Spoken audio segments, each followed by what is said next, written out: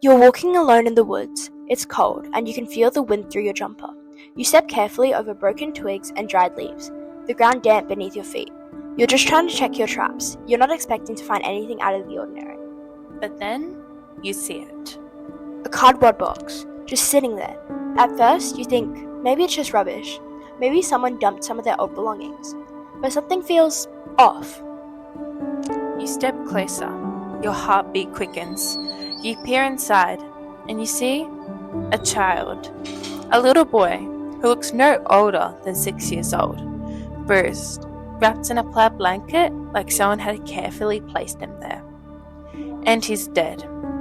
Welcome back to Bite-Sized Crime, the podcast where we talk about some of the world's most haunting true crime cases, but bite-sized. I'm Eva. And I'm Olivia.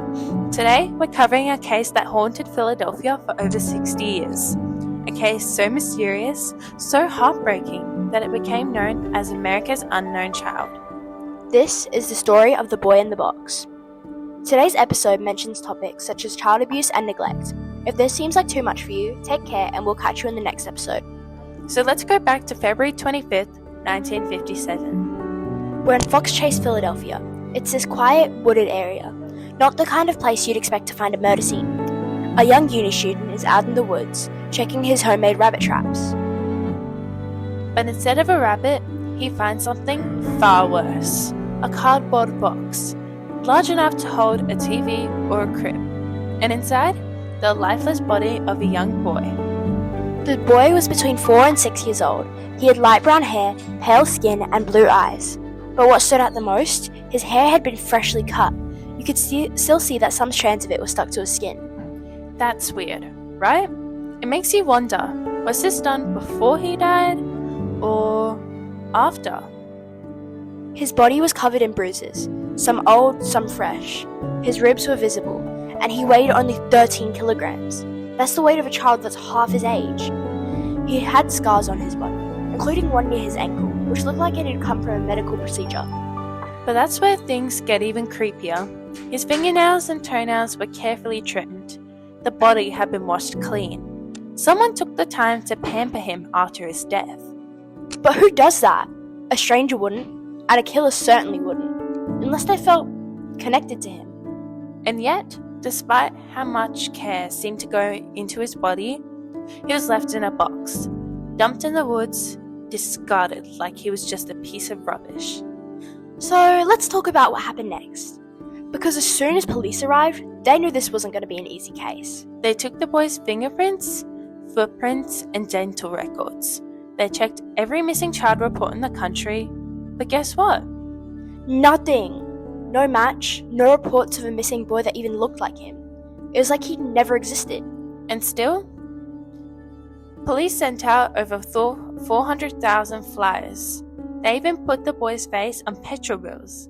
Like, imagine opening your monthly bill and seeing a photo of a dead child, begging for someone to recognize him. And still, nothing. No one came forward, and no one even knew who he was. So, they started looking at clues.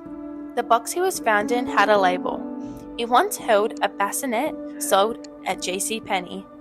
Investigators tracked it down, but the store sold hundreds of them. No way to trace it.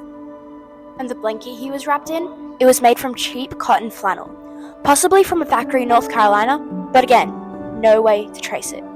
Over the years, there were so many theories. One of the most famous ones? A woman known as M came forward in 2002, claiming that the boy had been her mother's secret child. She said her mum had bought him off another family, abused him, and one night, she snapped. She described how the boy was forced to live in a basement, how he was beaten and starved, and how, one night, after throwing up dinner, her mother had slammed his head against the floor.